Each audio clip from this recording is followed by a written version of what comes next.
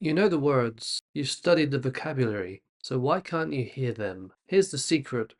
English is not spoken word by word, it's connected. You know, the real problem is that learners expect English to sound like this, the next day. But in reality, English sounds like this, the next day. You see, we don't say each word separately, it's all connected. And that's the theme of the lesson today. Connected speech. This is the first secret to understanding real spoken English. So what is connected speech? Well, it's when words touch each other and they change or adjust the sounds accordingly. For example, you see, native speakers don't think about this.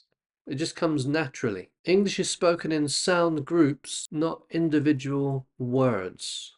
And that's what makes it tricky for English learners. So there are three things that happen when we speak English. First of all, linking. What does linking mean? So when one word ends with a consonant and the other word begins with a vowel, you see, they connect.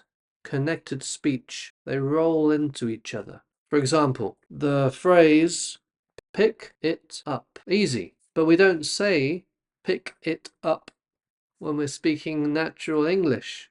We'll say pick it up. It becomes almost like one word. Can you pick it up? Pick it up. Can you say that? Don't say pick it up. Say pick it up. It's not as easy as you think, is it? How about another one? Turn it on. There's the television.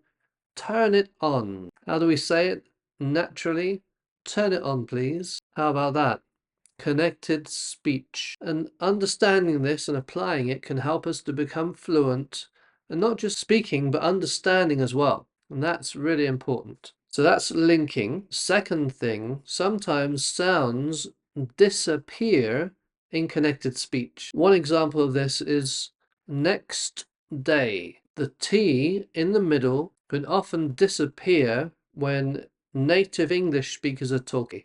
So it's almost like we delete the T when we're saying next day, you see? So that's disappearing sounds. And that can happen quite a lot. Do you know the word for amigos? Friends. I mean, it's spelt friends, but nobody says friends with the D at the end, strong D sound. They say friends. So the D disappears, the I disappears, and the S sounds more like a Z. That's disappearing sounds. We've had linking words that get linked together.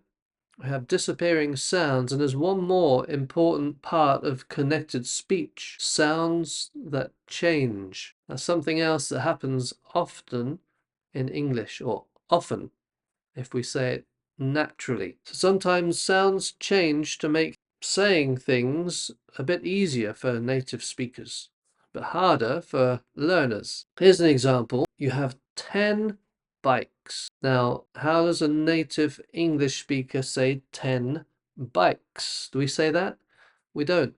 We say 10 bikes. So the N sounds more like an M. 10 bikes. Say it. 10 bikes. I'm trying to sell 10 bikes. You see, the N of 10 doesn't sound like N. It sounds more like M. Sounds that change. Another example we could say good girl. But what happens to the D in the middle? Good girl. It almost becomes a G sound. Almost. Good girl. Have you heard that before? Good girl. Like when someone's walking their dog in the park and the dog, she in this case, comes to the owner and they say, good girl. So the D changes the sound to become more like a G sound. The N of 10 bikes becomes more like an M sound. So linking speech, sounds that disappear and sounds that change. And this is all to do with connected speech. And if you can master this, then you really have taken a big step forward in speaking and understanding natural English. So we're going to read through a few example sentences. Well, I am. So we have want and then to. Want to. It can become wanna. I wanna eat right now. I want to eat. I want to eat. I want to eat right now. See, that is how a native would say it. Natural speed. I want to eat. I want to eat. It's challenging. If it was easy, everybody would learn. Want to go, want to go. I want to go. I want to go. I want to go. Did you eat? Did you eat something? Did you eat something? Do you want to eat something? See, all these sounds change. They combine.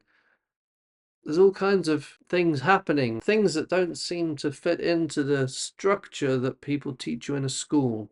This is real English. These are secrets that you need to know to be able to speak and understand real English. Okay, next week, we already said that. Next week, can I have a cup of tea? Can I have a cup of tea?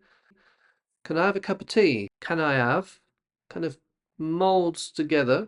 That's a word. The cup of tea. Cup of tea. Cuppa. I'd like a cuppa.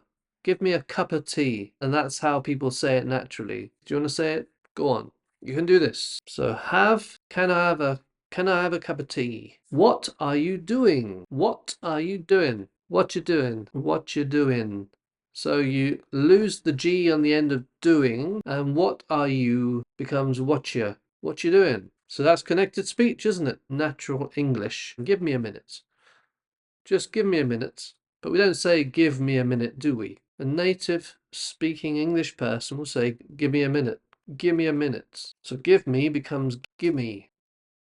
So consonant linking and reduced vowel sounds. Hold on. Give me a minute. So fluency is not about speaking faster. Fluency has to do with connected speech. Remember, linking the words or the sounds together, adjusting the sounds, maybe words or sounds that disappear, or maybe sounds that change. So when you stop listening for the words and start listening for the sound groups, English suddenly becomes much easier. So don't forget to subscribe, hit the thumbs up button, give me a like, and please leave a comment, a question or something you want to ask. Well, that's a question. Leave a question or a comment about the lesson, and look out for the next secret to understanding real English. This is Great British English.